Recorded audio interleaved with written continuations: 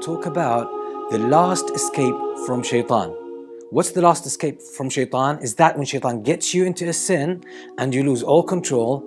I'll share with you one tactic that will help you rescue yourself in the last minute and save yourself from falling into that sin.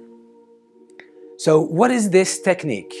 It's about when you fall into the traps of shaitan, shaitan seems to get you into a position that is ideal for you to fall into a sin. So all the ingredients of the sin are there, and then you're so tempted to fall into that sin and you lose control. You don't seem to have any control over yourself to give it up or withdraw from the situation or get out of the whole thing. So you just feel drawn into just like a black hole sucking you in, and you seem that you're inevitably falling into that sin. Okay, so this is the last resort into how to get yourself out of this helpless situation. It is something that I call obstinate withdrawal. Obstinate withdrawal. And this technique has proven so practical and beneficial to myself and many of the people that I've shared it with. So this is why I want to share it with you in this video. I've used it in many of my seminars, and we tried to apply it, and the feedback I got from the students who attended these seminars was phenomenal. This technique seems to be so practical and so powerful, and I didn't invent it, I didn't make it up. I got it from Prophet Yusuf alayhi salam. That's when the wife of Al-Aziz invited him to commit the sin of zina. The way Yusuf alayhi salam dealt with this situation was phenomenal. So now let me explain the logic behind this thing and what is obstinate withdrawal. Basically, it's every sin is like a recipe.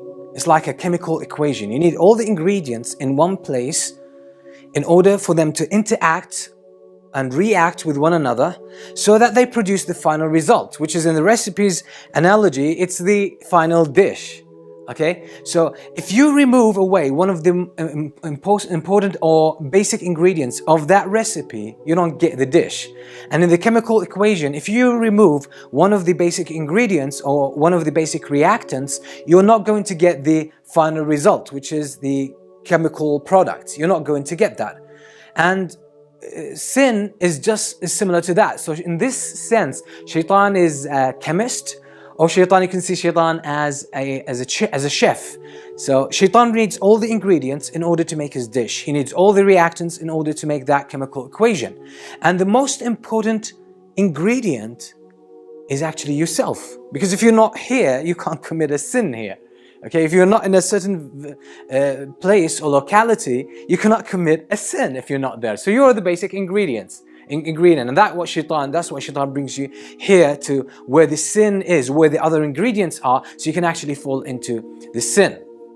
So when Yusuf alayhi salam was invited by the wife of Al-Aziz, everything was perfect for that sin. So he was there, the woman was there, and there was this sense of privacy.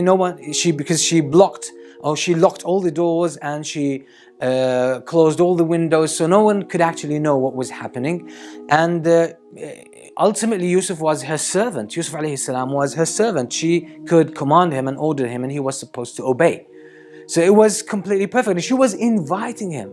She was just telling him, come, she was inviting him to approach her and fall into this sin of zina and commit zina with her. But Yusuf alayhi salam straight away said, I seek refuge in Allah from this, and I'm not ungrateful to Allah who's been good to me, or I'm not ungrateful to your husband who has really looked after me and treated me well. Then what did Yusuf alayhi salam do? He rushed to the door. He withdrew from the situation obstinately. He did not let himself have any second thoughts about it. He did not let himself contemplate and say, let me see, maybe I can get out of this, or maybe I'll just approach her a little bit and not go all the way with that sin. He didn't say any of that. He just closed his mind, closed his thinking process, and made his ultimate focus on one thing, that's getting out of this place. You're removing the basic ingredient. And that's why I call it obstinate withdrawal. It's like stubborn, adamant withdrawal from the scene of the sin. So once you get out of that scene, you can't commit the sin because you're out of it. The ingredients are not there. Okay? So simply you can't commit a sin. So what do you do? Basically, once you feel yourself trapped, Shaitan has got you, okay, all the ingredients of this sin are there, including yourself, and you're tempted, and you feel that, black hole of sin is sucking you in so powerfully, and the pull is so overwhelming, and you can't seem to control yourself. All you need to do is just, sort of close that thinking process, halt it.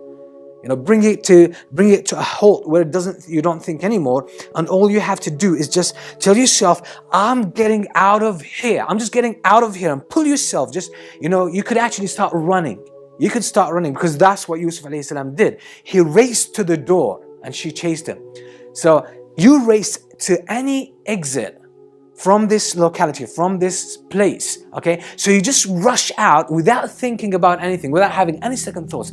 Let your whole focus, your whole motivation, your whole, intention be focused on just getting out of this place. Just get out of this place. Okay, so if there's a door, just open the door and rush out and just walk distances away from that place without thinking.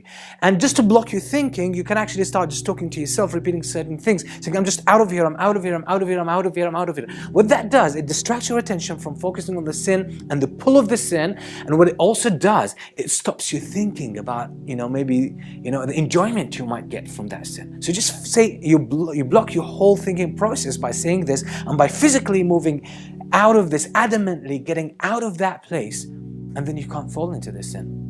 And usually what happens with sin, and that's something that I learned from practice and from the feedback that I get usually from people, is that sin has high time, prime time. It's sometimes 5 minutes, 10 minutes, or maybe an hour. So once you get yourself out of that locality, out of that vicinity where the sin is about to happen, where the other ingredients of the sin are there, you get yourself out of it, okay, for about half an hour. Okay, or maybe for about an hour, okay, maybe sometimes 5 minutes. Your desire by that time has subdued, has taken a dip. So then you don't feel that so much tempted. So in your weakest moments, you manage to get yourself out of danger, and now you're in more control after you got out of this vicinity. So that's what I call obstinate withdrawal. Try this with helpless situations. It is so powerful. It has worked perfectly for me. It has worked perfectly for so many people that I know. Okay, and it just pays off. Some people have tried it, but it didn't work out for them, and the reason is they did not practice it, they did not rehearse it at times of ease. As I usually say in my videos, if you notice this, that you need to practice certain things at the times of ease, and they will come to your rescue at times of hardship. They will come in handy.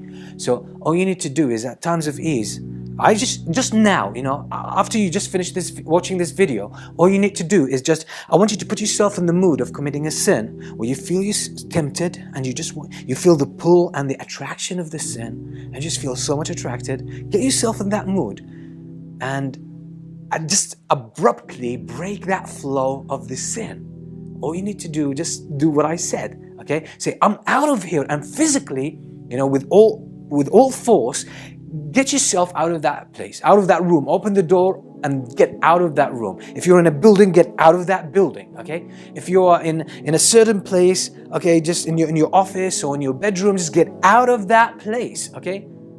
That's a rehearsal. It's not a real situation. Do that 10 times, and by doing this, you hardwire your brain, to develop a new habit, and that is basically to break the flow of any temptation you have, so you can do it.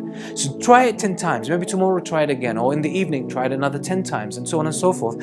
And you will see it becomes like second nature. It becomes so easy for you to break any kind of flow that you could actually engage in when it comes to sin. And then when you get really in trouble, you'll find it easy just to pull yourself out of that place, because you've practiced it so much. But if you don't practice it, I don't have any guarantee that this could actually work for you, because the pull of this sin might be so powerful that your ability to break from that situation or to get out of that vicinity might not really work out for you, okay? So you need to practice it. This has proved very practical for people, especially young people, who are tried with watching pornography. That has really helped them, because they usually do it by themselves. They have usually their device in their hands, their laptop or their smartphone, etc. And they are by themselves in that privacy, and they fail the temptation. So what they try to do is actually, throw that device out of their hands, or if it's a laptop, just leave it and get out of that place. Just say, I'm out of here, I'm out of here. Or just say to yourself, I don't want to commit a sin, I don't want to commit a sin, I don't want to commit a sin. You know, I fear Allah, I fear Allah, I fear Allah. Just keep saying this because you block your thinking process and you just physically get out of that place. And maybe you could find some friend to spend some time with or someone to talk with, talk to, okay? So get that prime time to fade away, and then you'll be in good position to control yourself. If you do that a few times, you'll actually break from the sense of addiction to sin. If you do that a few times, and then inshallah, you'll be able to break from that pull of the sin for good. So hopefully you found this beneficial, and if you did, please share it with your friends, with your family, and create that positive ripple effect. So hopefully it will help save more people from the temptation of shaitan, from the tricks and traps of shaitan. It's a very simple advice, but as I said, you need to practice it at times of ease, so it comes in handy at times of hardship when you truly need it. Okay, if you found this video beneficial, don't forget to press the like button, share it, as I said, with everyone you can, everyone you think who could benefit from it. And until we meet with another video, I leave you in peace. Wassalamu alaikum wa rahmatullahi wa barakatuh. A few days ago, a hospital worker from New York was found dead after suffering from a heart attack whilst watching pornography on his laptop at work. The 48-year-old man, who was unnamed, was found by a shocked co-worker who found him slumped in his chair whilst the pornographic video continued playing in the background.